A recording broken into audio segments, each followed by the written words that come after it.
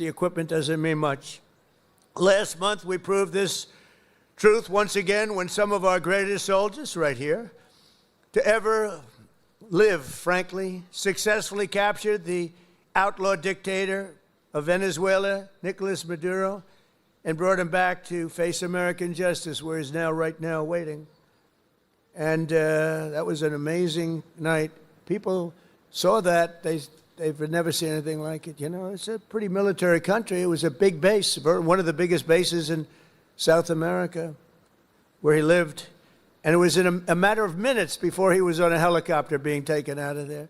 They had to go through steel doors. The steels were like, it was like paper mache. You know what paper mache is? That's weak paper. These guys blasted through every door. They got up to him before he got to the big safe, but that wouldn't have worked either because they had equipment that was going to knock that out in a matter of minutes. But he never got there. It went so fast.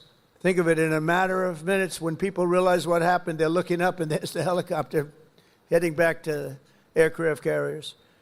So that night, the entire world saw what the full military might of the U.S. military is capable of. And that was an unbelievable operation, but that was a smaller operation. But it was so precise, so incredible. Nobody thought a thing like that could happen. They even talk about the discombobulator because they never got a shot off. The Russian equipment didn't work. The Chinese equipment didn't work. Everyone's trying to figure out why it didn't work. Someday you're going to find out. But it didn't work. It's nice when you can fly in and not get shot at. Although we did have 3 helicopter pilots who were wounded pretty badly in the legs, landing, and a couple of machine gunners seemed to have made it through a thicket of bombs, but they were taken out rapidly by our snipers who were stationed on platforms, actually unbelievable helicopter platforms all the way the line, and they were taken out immediately. And those pilots were incredible and really brave. I may see some of them very shortly. They were hit pretty bad in the legs. You know, they're landing a big chopper, and they're being shot at from close range by a machine gun, so that's not a comfortable feeling. They landed it perfectly, and they got out of there perfectly, and they're just brave guys and very talented, skilled people. With your help, America is winning again. America is respected again. And perhaps most importantly, we are feared by the enemies all over the globe. They fear us. And, you know, I don't like to say fear, but sometimes you have to have fear because that's the only thing that really will get the situation taken care of. We have a situation right now where we sent a very big carrier group to Iran.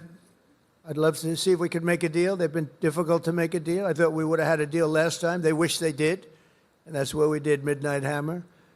But with the restored strength and the tremendous power that we've now built up over the last number of years, even though there was an interlude with Biden, who is the worst president in the history of our country. But the interlude, fortunately, was ended quickly, and we started the process again and built upon what we had already done the first 4 years. But we're also bringing peace all over the world. I ended 8 wars in just 10 months. 8 wars are ended. And we have a couple of more to go, but one in particular, Russia-Ukraine. It's a mess. It's a horrible thing. And I think we'll get there. It takes 2 to tango. You have to remember that. And we have to get there. Tremendous casualties, number of casualties. There's a war that if we were involved in that war, it would have been over very quickly and effectively, but we're not, fortunately. In fact, we're not spending any money. We are spending and sending weapons to NATO. And because of the increase from 2% to 5% of GDP that the NATO countries are paying, they pay us full for the weapons. And then they distribute the weapons to mostly, I guess, Ukraine, but that's up to them. They buy them. And we do make the greatest weapons of any country in the world by far, most effective weapons. So my message to all of the warriors here today is that your commander-in-chief supports you totally. I support you more than... I know you've had a couple of good ones, not that many if you want to know the truth, but we support you more than any of them, and you're going to get out, and when needed, you're going to fight, fight, fight. You're going to win, win, win, and we're going to continue to make our country bigger and better and stronger than ever before, and that's exactly where we are right now. We are the most respected country anywhere in the world, and I say it. The King of Saudi Arabia told me when I was there, he spent $2 trillion. We have $18 trillion being invested right now in our country from other companies and countries all over the world. The most any country's ever had is $3 trillion. That was a long time ago, and it didn't happen to be us. It was another country. It starts with a C. Can you imagine what I'm talking about? China. But we have $18 trillion being invested. As an example, in the Biden 4 years, they had less than $1 trillion. Think of this, less than $1 trillion over 4 years. We have $18 trillion in 11 months because we haven't gotten the final numbers on the 12th month, so that's only going to go up. There's never been anything like it. But the King of Saudi Arabia looked at me and says, you know, a year and a half ago, I thought the United States of America was finished. I thought it was dead. And now you have the hottest country anywhere in the world. We have the hottest country anywhere in the world, and you're a very, very big part of it. Thank you to the Army. Thank you to everybody here. Thank you also to our great politicians. They're great leaders, and they love you as much as I do. Thank you very much, everybody. Thank you.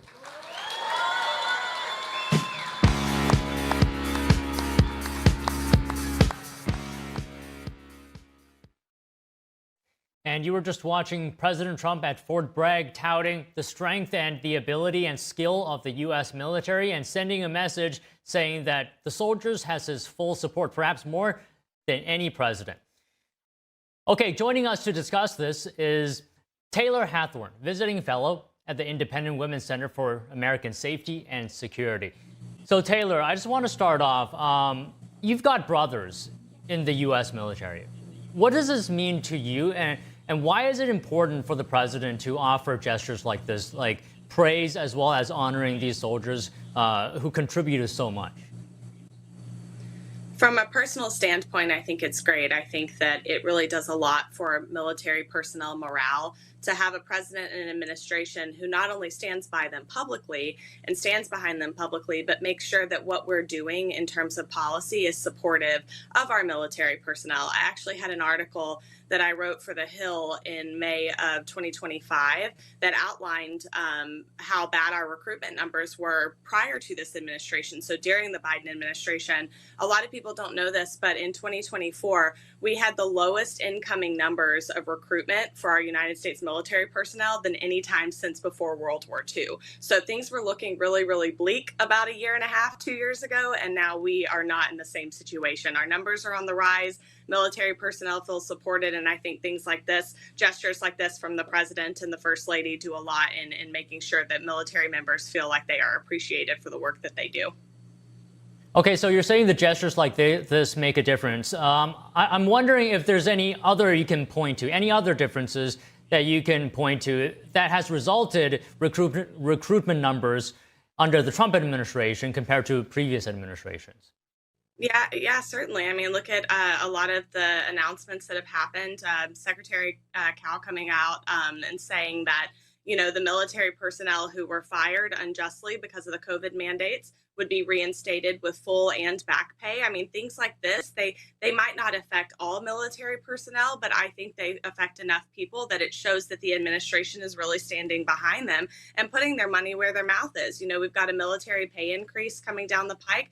That's huge. You know, we've got military personnel who are being supported and who are no longer being treated like less than by their Secretary of War. And I think that that's huge. Okay, so I just wanted to get your quick thoughts on that. I want to move on to another topic, and that's the deadline for the funding for the Department of Homeland Security. And as you know, Taylor, DHS funds FEMA, TSA, the Secret Service, the Coast Guard. And by the way, the Coast Guard helps to keep rivers open so critical food and energy can go to cities like New York. So your thoughts on whether Republicans, should they meet some of the Democrats' demands to keep DHS open? Absolutely not. The demands that the Democrats have are preposterous. They're asking for ICE agents who to not wear masks. So I want you to really think about that. That seems like a very reasonable request, right? Like, don't have masked federal agents arresting people. But the people who are calling for this are in support of them being doxxed, these people whose families and whose addresses have been put at risk because of far left-wing activists who don't like what ICE is doing, but meanwhile had nothing to say about this during the President Obama years when he was actually coined by the media as deporter-in-chief. He deported over 3.1 people during ICE deportations, and no one said anything. If you go back and you look at the articles that were written about it during the time, it was talked about how this was a very important national security issue, how we needed to make sure that our borders were secured so that Americans could prosper, so that we didn't bring terrorism to our homeland. And now you have far left-wing activists and members of our Congress stating that these people need to put their lives at risk when they are simply doing their job. Another thing that they're wanting to, another red line that they have in the sand for the Democrats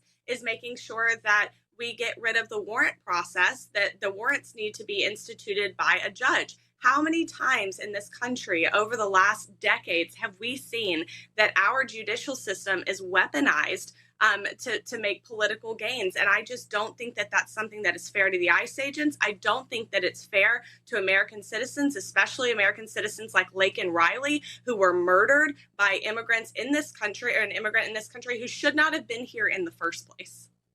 Now, those are good points. What do you say to the voices on the left who say Congress should not fund DHS without meaningful changes? Well, I think our lawmakers know that not funding DHS during this go-around is not going to do anything to prevent ICE from carrying out their duties. ICE is still going to be funded through the big, beautiful bill. Over 90% of ICE, 90 or 93%, I can't remember the exact number, but the ICE agents and CBP agents will still receive their paychecks and still have their mandates to do their jobs. The Democratic lawmakers on the left know this, and they are just trying to scare Americans. They're trying to make Americans feel like they are standing up for their values and their principles. And real Americans, people who look into these issues, understand that that is not what is happening here. I mean, ICE is going to be funded anyway, so this is just them placating to the loudest voices in their party. Okay, another topic I wanted to cover today, Taylor. Iran has just been named the vice chair of the United Commissions for Social Development. So this is a commission that's supposed to promote social justice and women's rights. And Iran is now a part of that, despite its record of violently clamping down on protesters. We've seen that, and severely restricting women's rights. I mean, the irony speaks for itself. Give us your thoughts.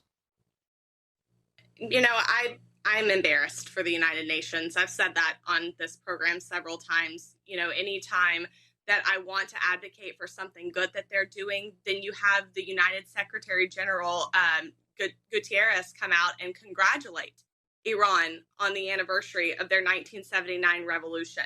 And for those of you who understand what that means, is this is the regime that is currently inflicting thousands and thousands, tens of thousands of deaths, and killing their own people, killing men, women, and children in the streets. This is the same regime that was just congratulated by the UN Secretary General. And then you're going to put them on a committee like that. It is a slap in the face for the world community at large, and it really shows how embarrassing and feckless the United Nations is. I'm ashamed of what they're doing. I'm ashamed of the work that they do, and President Trump and this administration were right to pull us out of over 31 different subcommittees like this, 31 different subcommittees that were doing absolutely nothing, in fact, harming men, women, and children around the world who are living under the rule of oppressive regimes, and that is something that people on the left should be talking about just as much. This is embarrassing for the United Nations, and it would be embarrassing for the United States if we had not done what we did to stand up for what was true and just and good.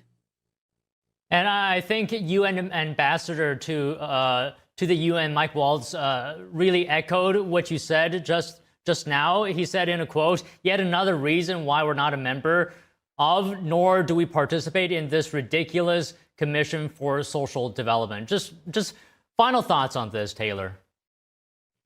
I think the president and the administration should be doing more. I think that we should be putting the United Nations on notice that if they don't start affecting actual change that benefits the people who they were founded to protect and make sure that they were protected from tyrannical regimes, if we don't start doing that and we don't put, our foot on the United Nations neck to let them know that we're watching, that China and Russia have absolutely no place on the Security Council. And I know that we're doing great work with Saudi Arabia, but they should not be co-chairing the Women's Rights Council. We really need to start calling them out. This is not about disenfranchising ourselves from the world community and becoming isolationists as the United States of America. This is about looking at what our tax dollars as United States citizens are funding and really taking a hard look at that and assessing, should we be putting our money here or should we be investing it in things like the President's Board of Peace initiative that he started to see if we can actually affect change in these communities around the world. I've said this before, I'm going to hold my breath. I'm holding out hope that the Board of Peace affects actual change, but it's certainly going to do more than the United Nations at this point. If nothing else, at least it won't be committing and perpetuating the harm that the UN is doing. And I just want to add that China shouldn't be on the Human Rights Council either, given its, its terrible record. That's even using the word terrible is an understatement. Okay, Taylor, thank you so much. Actual enslavement, yes. Exactly. Very right. Thank you so much for speaking with us today, Taylor. Thanks, Don. President Trump answered questions on a range of topics today as he left the White House for Fort Bragg. Among them, the president said he would be traveling to Venezuela following the U.S. capture of Venezuelan President Nicolas Maduro early last month. When are you planning to visit Venezuela, sir? I'm going to make a visit to Venezuela. Wait. We haven't decided. Are you from Venezuela? From Colombia, sir. We share a border with Venezuela. We just had a good meeting with you. Trump addressed a number of foreign policy questions as he departed the White House. Trump said negotiations to acquire Greenland were underway. The president also answered questions about his decision to send a second aircraft carrier to the Middle East. Well, in case we don't make a deal, we'll need it. If we don't have a deal, we'll need it. If we have a deal, we could cut it to it. It'll be leaving very soon. We have one out there that just arrived. If we need it, we have it ready. A very big force. On the home front, Trump addressed the ongoing investigation into the disappearance of Nancy Guthrie. When asked about potential cartel or nation-state involvement in her abduction, the president said, quote, "Somebody either knew what they were doing very well or they were rank amateurs. Either way, not a good situation." Speaking of which, it's day 13 of the search for Nancy Guthrie, and authorities still don't know where the 84-year-old grandmother is. Meanwhile, authorities have been following thousands of leads, and they have new evidence. More news after this break. Don't go away.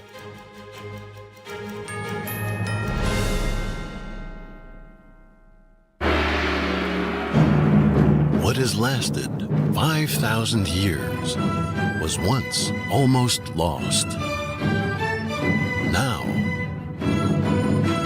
the world awaits the divine culture's return. See it at least once in your lifetime. Shen Yun returns to David Koch Theater, March 25th through April 12th. Get your tickets now at shenyun.com. Hi, I'm Jane Seymour, and I spent years on TV playing a doctor. But I learned about the heartbreaking reality of heart disease and stroke when they touched my own life. My father nearly died before having a quadruple bypass and valve replacement that saved him. And my mom, who was my inspiration, suffered a stroke that took away her speech, her ability to move, and ultimately her life. To see someone so vibrant, so positive, who'd survived so much in life, be debilitated by a stroke, it was devastating. And also a wake-up call. And that's why I'm so passionate about supporting the American Heart Association. They're doing more every day to stop needless deaths. But they simply can't do their life-saving work without you. So please call now or go to helpheart.org. And for only $19 a month, just 63 cents a day, your donation will go to work to do amazing things, like fund the next medical breakthrough, get the next person trained in CPR, and the next hospital certified in high-quality cardiovascular care. I hope that you'll open your heart right now and join me. Please call now or go to helpheart.org. Give $19 a month and we'll send you this special t-shirt that you can proudly wear to show that you're part of a community of monthly donors who are helping save lives. A healthy heart, it's the spirit of life. It makes it possible to do the things that you love, to spend time with your friends and family and fulfill your life's dreams. But so many won't have that chance. Heart disease is America's #1 killer and the #1 killer of women. And that's why I'll do whatever I can to make sure others don't die from heart disease before their time. So please join me.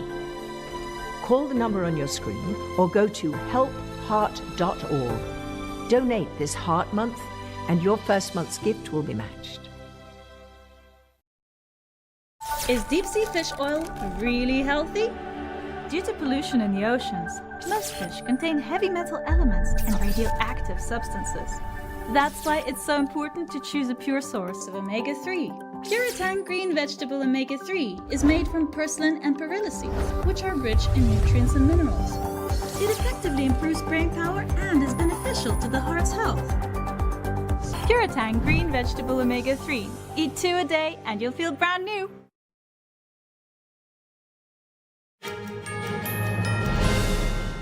All right, we've got some good news for the economy. The annual rate of inflation slowing to an 8-month low in January. That's according to the Bureau of Labor Statistics' latest Consumer Price Index released today.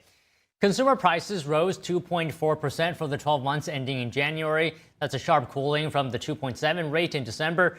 On a monthly basis, price rose a better than expected 0.2%, a deceleration from December. Economists had forecast a 0.3% monthly increase, which would bring the annual rate to 2.5%.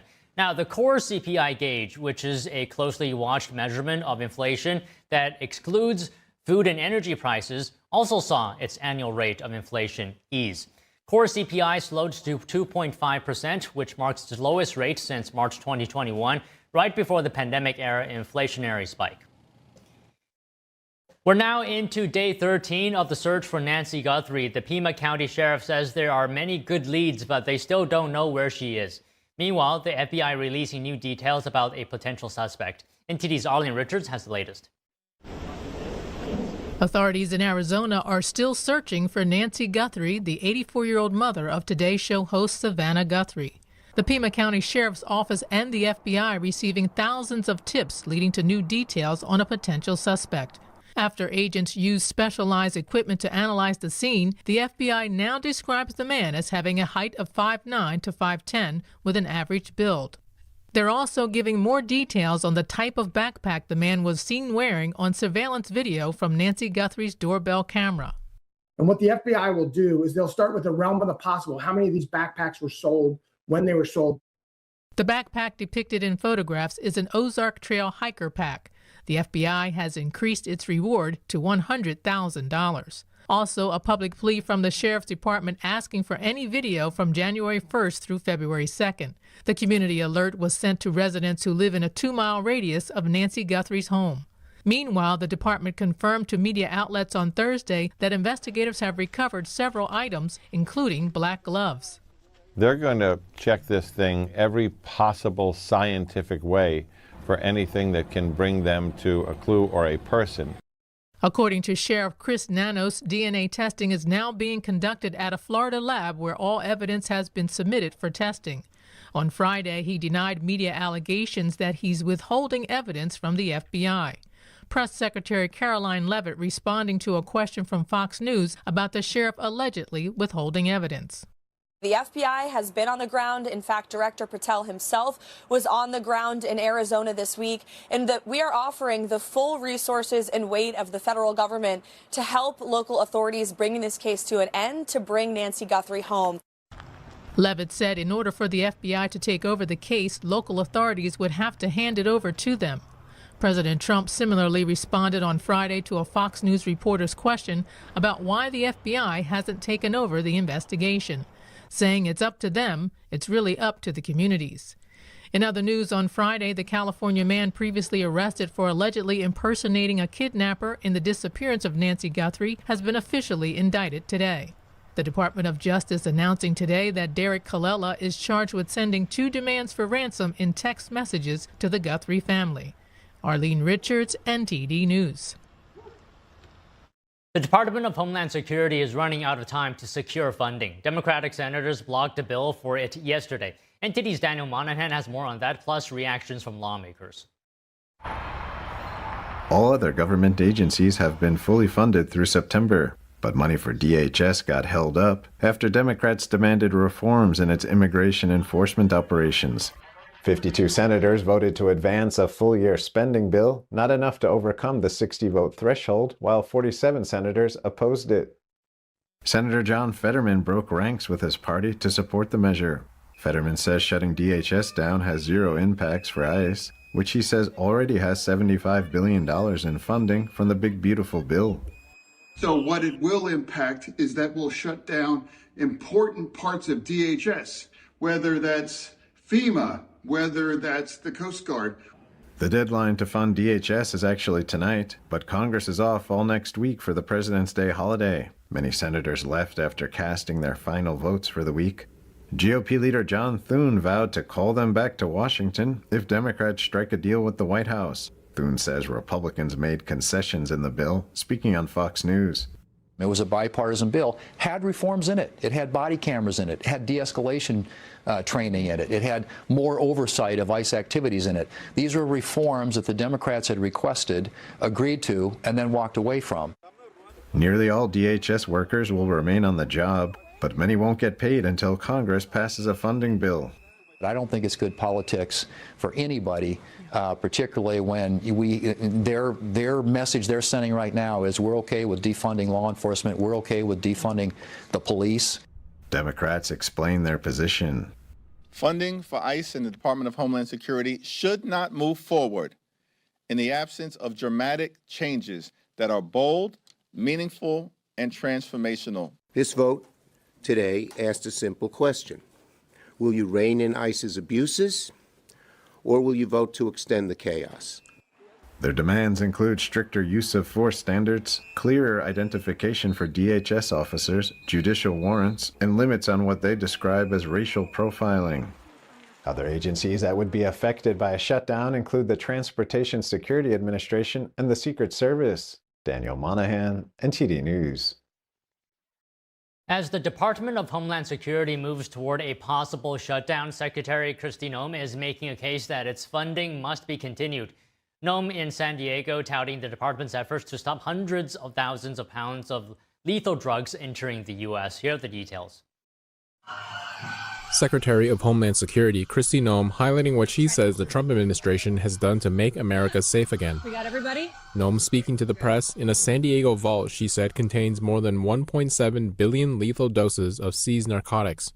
The vault that we've toured today holds 188,218 pounds of seized illicit drugs. Noem saying under the second Trump administration, fentanyl trafficking alone has dropped by 56%. But also right here in front of you, just in this bin in front of you, you see enough lethal doses of fentanyl that would kill 10 million Americans. Noem also says Border Patrol has released 0 illegal immigrants into the U.S. for 9 straight months. We're concerned about the Department of Homeland Security not being funded. In fact, I think it's the wrong message to send to the world at this point in time. Democrats are demanding better identification for ICE agents and other changes to immigration enforcement, including the use of judicial warrants. When you think about it, every other portion of the federal government has been funded except Homeland Security. That's telling the rest of the world the Democrat Party doesn't think that protecting America is safe. Noem also saying it isn't just drug and immigration enforcement that will be affected. But only 11% of that bill is ICE. The rest of it is FEMA, which is responsible for disaster response, for protecting our critical infrastructure. Other things that wouldn't be funded is TSA. The security at all of our airports is in jeopardy because they've refused to fund the Department of Homeland Security. Noem pointing out this comes on the heels of a 43-day government shutdown during which TSA employees weren't paid, and also saying the U.S. Secret Service and the Coast Guard would be impacted. This department was created recognizing that we are vulnerable to terrorist attacks and that American homeland needs to be funded and focused on keeping us safe within our own borders. Right now, it looks likely the DHS will shut down by this weekend. With the House and Senate adjourning for recess, lawmakers won't get another chance to revisit the issue for another 10 days. Noem also coming out in support of the Save America Act. She says America's election system has a lot of flaws that needs to be addressed. It's common sense that our elections should belong to the American people. that they should be the ones who get to vote, whose votes are counted, that they get one vote, not more, not less.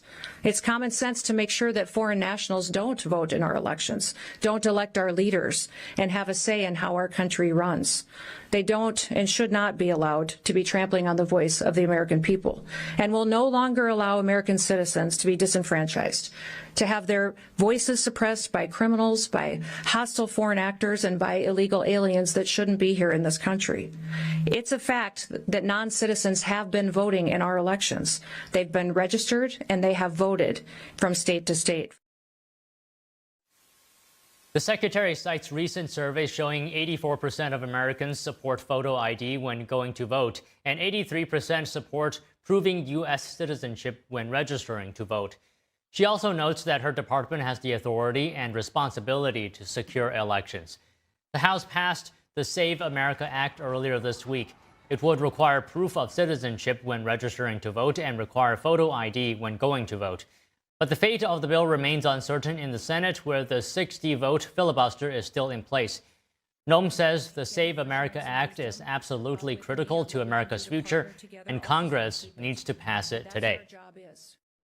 Don Lemon has just arrived at St. Paul Federal Courthouse. The media personality will be arraigned on charges related to a Minnesota church protest case. Prosecutors say he was part of a takeover-style attack where protesters entered the sanctuary during a service. He will face 2 federal charges related to violating First Amendment rights. Lemon says he was only covering the protest that did not participate. He has vowed to fight the case. And federal prosecutors in Chicago have indicted 2 foreign nationals in a $10 million healthcare fraud scheme. Authorities say the pair used fake labs and medical equipment companies to submit false Medicare and private insurance claims. The claims were for services that were never provided. The defendants are originally from Pakistan. They allegedly used personal and provider information without consent to support the fraudulent claims. One is also accused of laundering the scheme's proceeds and sending the money overseas. 3 co-conspirators have already pleaded guilty. Officials say the fraud took money instead intended for seniors and disabled Americans. They vow to continue cracking down on healthcare fraud. Court dates have not yet been set. The Trump administration filed a new lawsuit today against Harvard. The Justice Department says the Ivy League university is failing to cooperate with the federal investigation into its admissions process. Here's more. In 2023, you may remember the Supreme Court found that race considerations in the college admissions process were unconstitutional. The DOJ says it's trying to assess whether Harvard is complying, but argues that the university is withholding requested documents. The Justice Department says the lawsuit is intended to compel Harvard to produce those documents, with the DOJ adding that the suit doesn't accuse the university of discrimination and isn't seeking monetary damages or the revocation of federal funding. The Trump administration has launched a number of probes into Harvard. Last year, the administration attempted to cancel hundreds of grants over accusations the university failed to effectively address anti-Semitism on campus. The Department of Education is also examining foreign funding disclosures at Harvard and other universities. The Munich Security Conference opens in Germany. Marco Rubio leads the U.S. team. Leaders including Zelensky and Macron are attending. More after this break.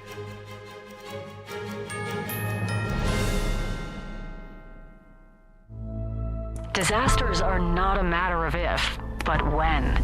And they're happening in communities like ours more often. Even before disaster strikes, hunger is already a crisis in America. But a disaster tests the very heart of who we are as a community. Food is scarce. But it's in these moments of crisis that our strength shines through. Because as neighbors, we lead the way forward. Please join with Feeding America, and let's be there for families in crisis. Call or go online to givetofeedingamerica.org. Just $19 a month, only 63 cents a day. Rushes food, water, and urgent supplies into communities just like yours. They called us immediately and said, what can we do? It's those partnerships that come together and respond to recovery. Feeding America works with local food banks to get immediate relief to families as they recover, and we stay for as long as it takes, because disasters don't wait.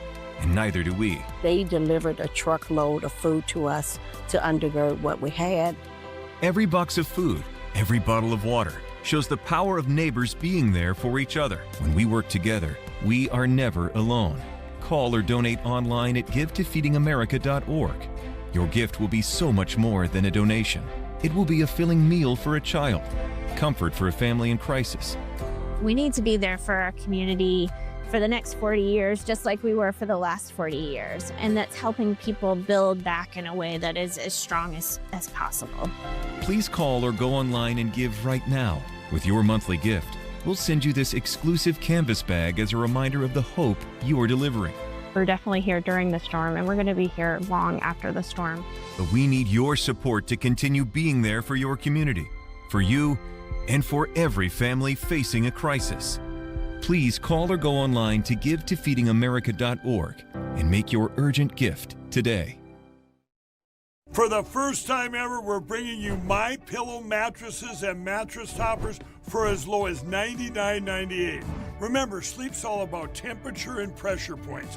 Whatever sleep needs you have, we have the right technology for you. Like our MyPillow mattress topper, our queen size has over 10,000 individual comfort supports to help relieve your pressure points. And how about our 3-inch Hybrid Plus mattress topper?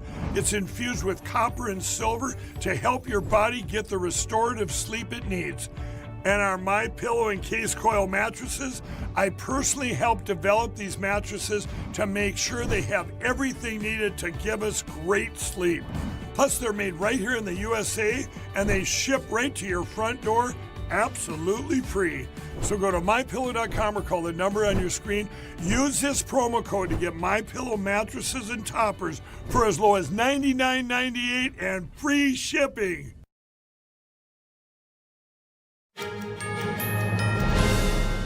Secretary of State Marco Rubio met with Chinese Foreign Minister Wang Yi today on the sidelines of the Munich Security Conference.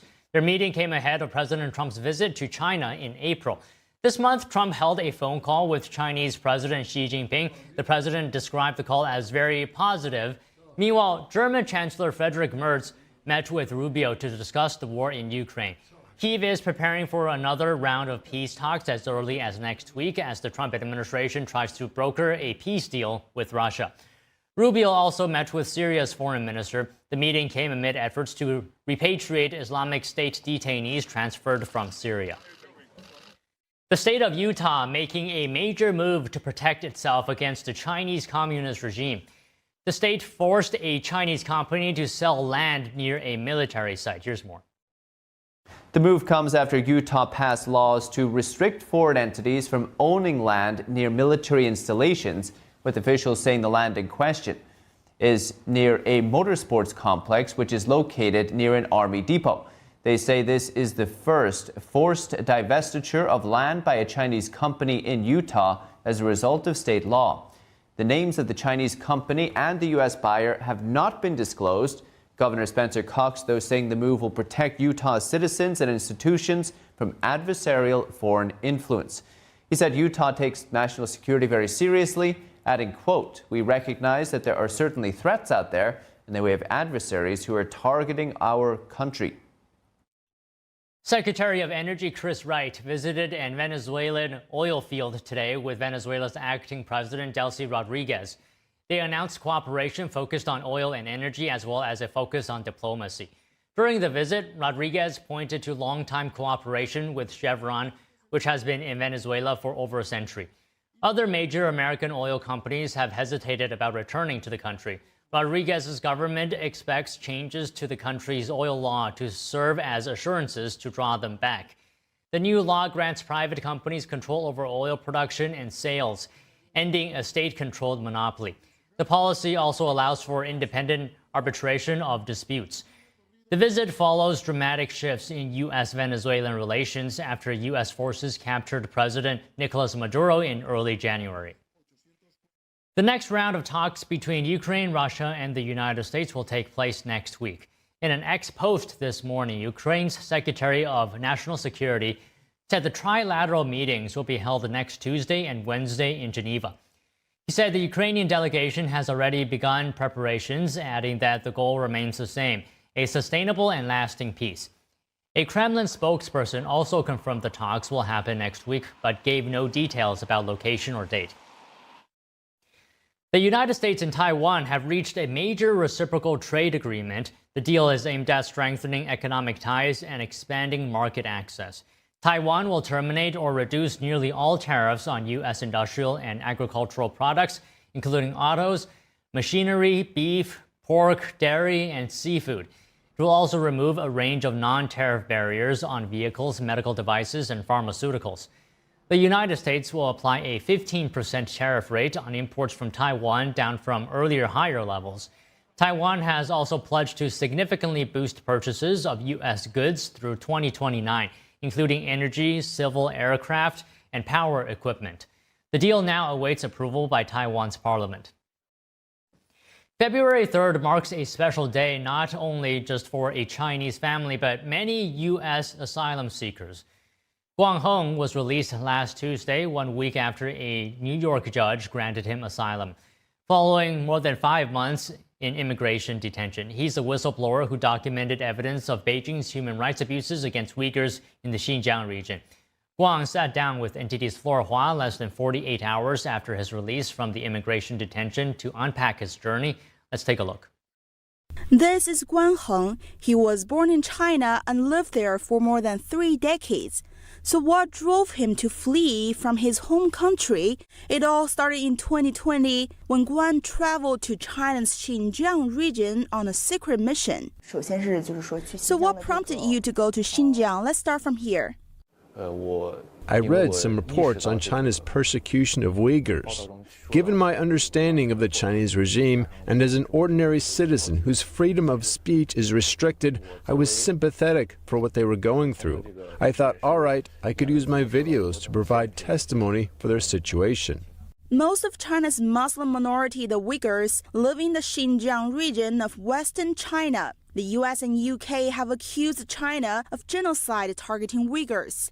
1 million people have been reportedly detained in Xinjiang and nearly 400 so-called re-education camps. Beijing blocks foreign media from reaching the public, but Guan says he started bypassing censorship over a decade ago. In 2020, a BuzzFeed report on Uyghur persecution caught his eye. Having visited Xinjiang the year before, he was struck by the strict controls and heavy police presence there. The report made me think maybe I should go back and make a video about this.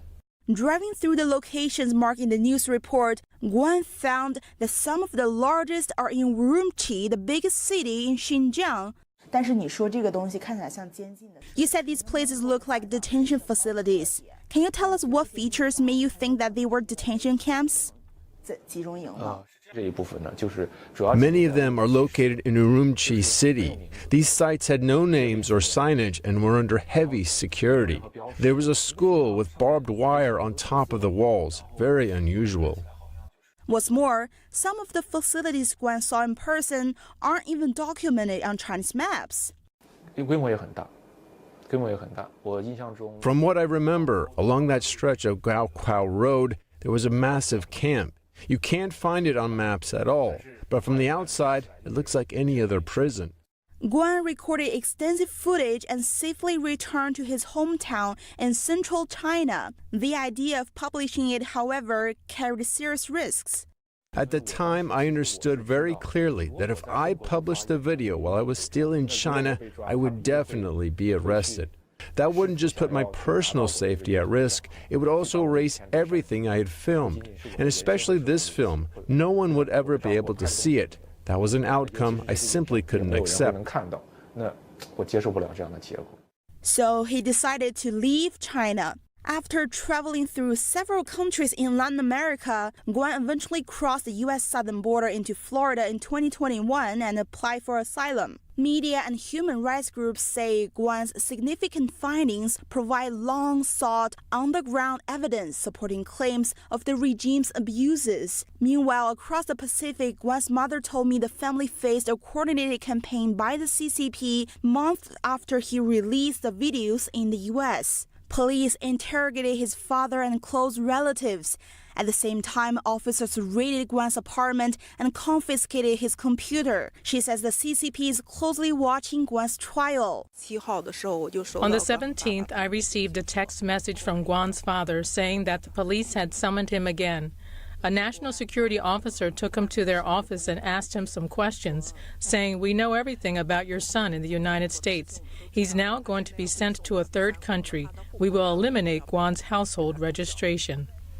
Another twist for Guan came last year when ICE agents arrested him over illegal entry. He was initially in the process of deportation to Uganda, but his case quickly garnered attention. The House Select China Committee sent a letter to the Department of Homeland Security urging for Guan's release. 2 weeks ago, a New York immigration judge granted him asylum, citing well-founded fear of returning to China. Looking back, I asked him whether he regretted visiting Xinjiang and publishing the videos. No. From the very beginning, the reason I made videos was to do something more meaningful, something more significant than just filming my own life. And that's how it's always been. Guan says he wishes the people in China to remain vigilant against the CCP's suppression. He adds that he's inspired by other Chinese dissidents, including civil reporter Zhang Zhan and the founder of the blog Program Think Ruan Xiaohuan. Both remain detained in Chinese prisons today. Flora Hua, NTD News. And we're taking a short break now. We'll be back with more news, so don't go away.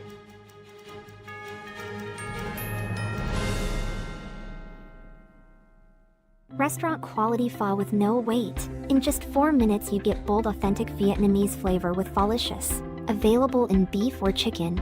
Crafted from real beef tallow or chicken, it's comforting and full of tradition. Just add your favorite fresh extras. Every bowl comes packed with everything you need for the ultimate pho experience and ready in minutes. Bring the bold, authentic flavors of Vietnam straight to your home. Pholicious is now available at Walmart or walmart.com.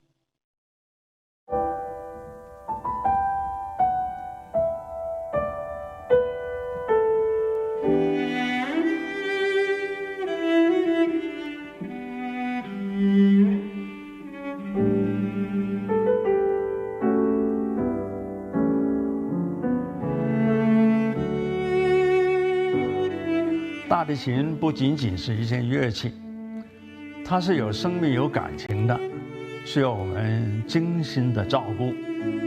往往我们一个小小的动作，可能都会对人情绪产生微妙的影响。天音的品牌是福星，我们对于传统的理念很荣幸被神韵艺术团选为指定供应商。时间是酿造音色的不可替代的陪伴。我跟大提琴已经有60多年的友情了，每一把琴都有它自己的个性，熟悉它，才能真正发挥它的潜力。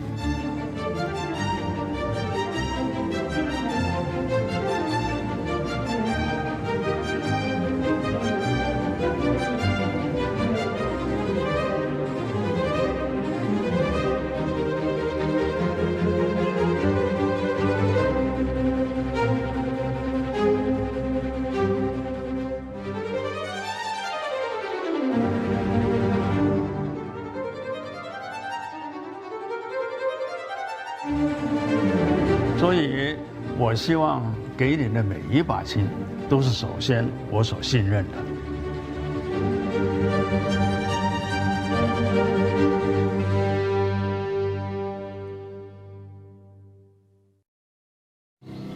For decades, I've taught you everything I know. How to safely build a fire, and how to control the flames. But I can only teach wildfire prevention. Only you can prevent wildfires.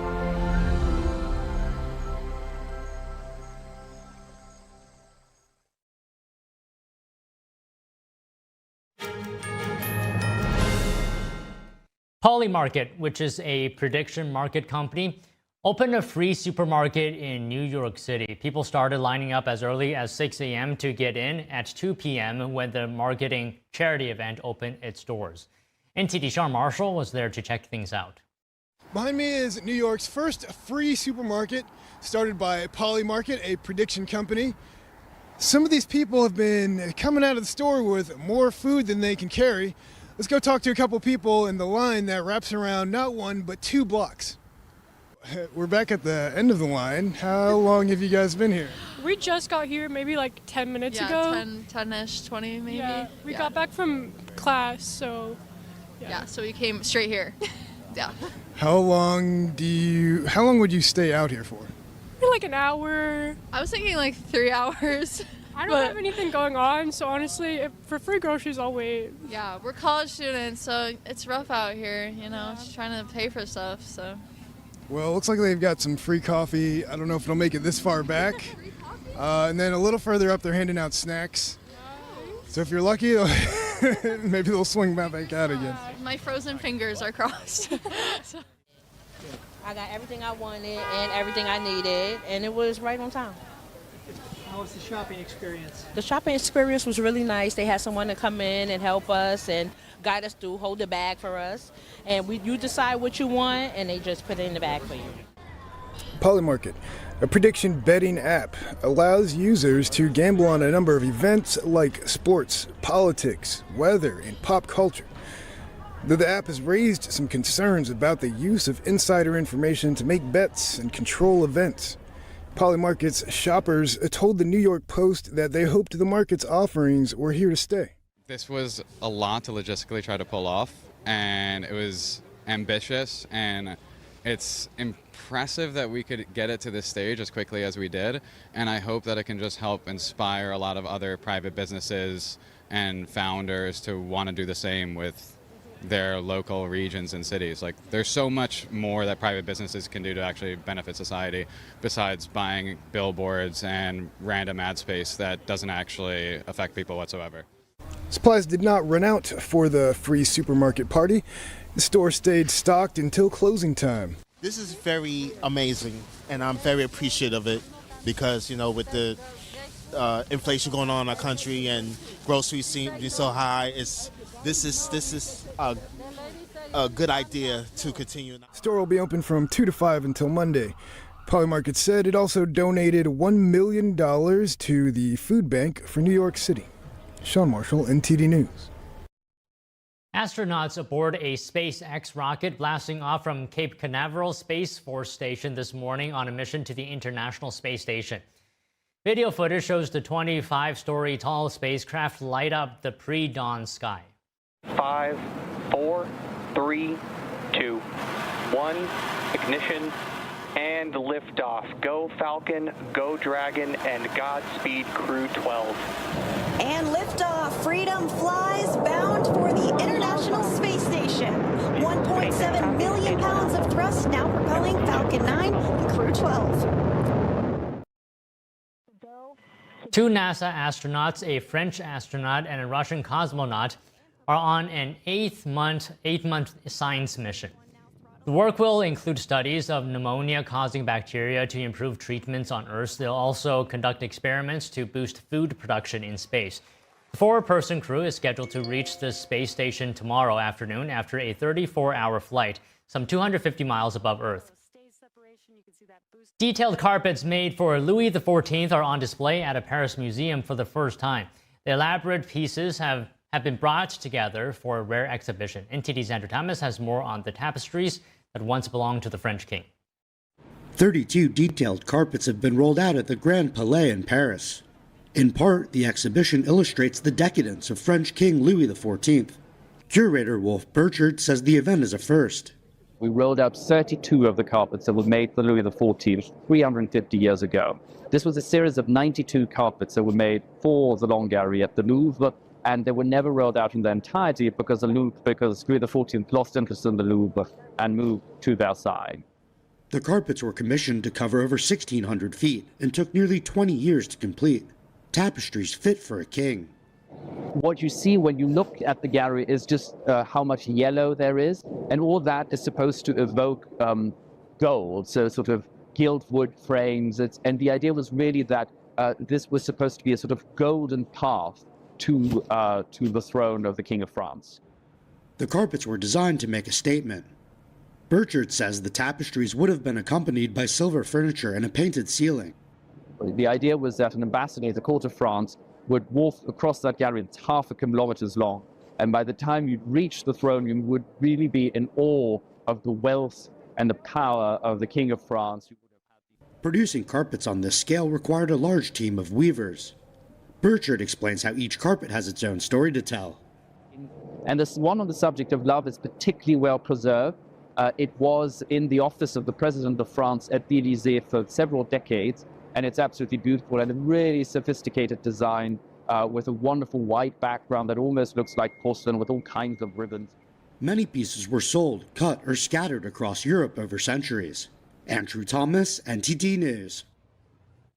With Valentine's Day coming up this Saturday, couples are looking for ways to show their appreciation for their special someone.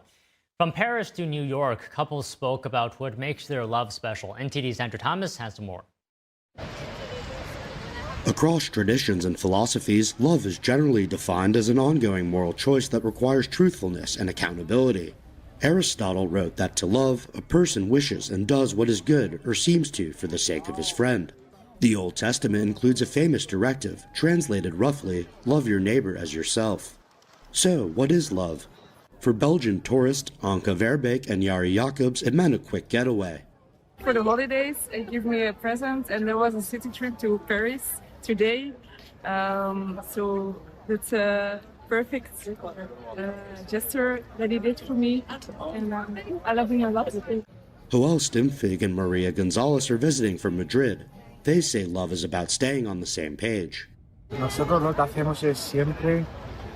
We always try to maintain good communication. And if we have a bad day, we always take a moment to talk about our relationship, the things that concern us, and how our day went. Outside New York's Metropolitan Museum of Art, British tourists Tamisa Shavandare and Brian Murray offered their own take. I always think I go back to like to be loved is to be seen, or to be loved is to be understood. Yeah. So like showing up for someone how you know they want to be loved. Yeah. It's just finding support as well. Showing love is how you support them in day-to-day life. Whatever love means to you, just remember, Valentine's Day is Saturday. Andrew Thomas, NTD News. One fast food restaurant is now promising not to nuke anything. Steak and Shake said yesterday it's eliminating microwaves from all its locations by April. It's not clear exactly which menu items were ever microwaved, but the move comes less than a year after the chain switched from seed oil to beef tallow in its deep fryers. That brought it in line with Health Secretary Robert F. Kennedy Jr.'s Make America Healthy Again campaign. He's been a critic of seed oils due to how they're processed. Many health experts warn beef tallow contains higher levels of saturated fat and is worse for your heart. Okay, we're taking a break now. We'll be back with more news. Don't go away.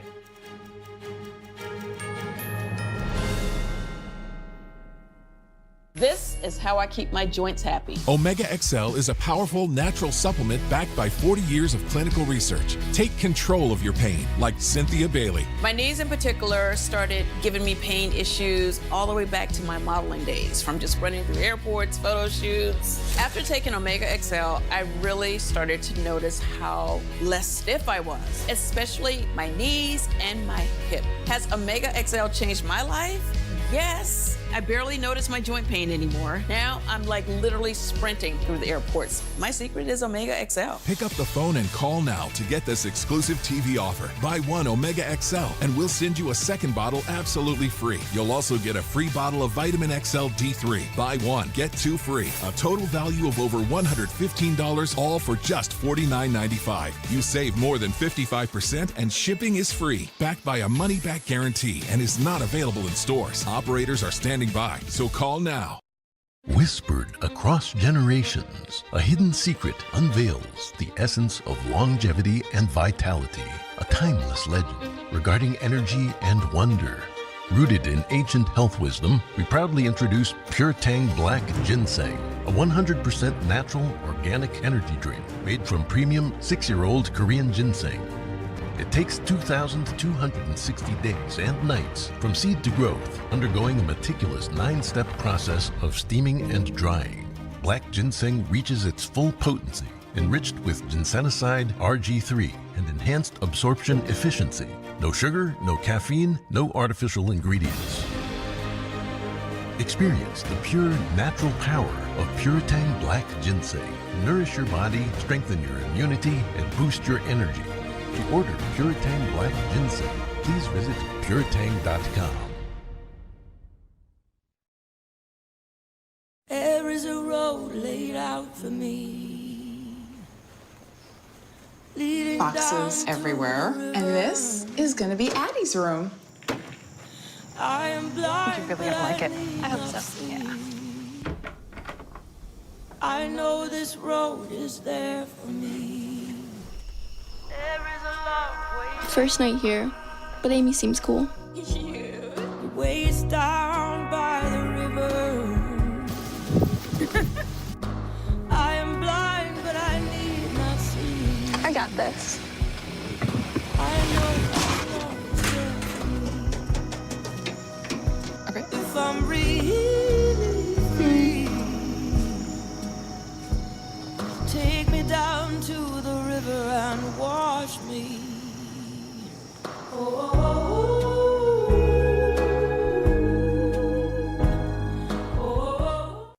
NTD News, the fastest growing independent news source in America, bringing you breaking news from around the world.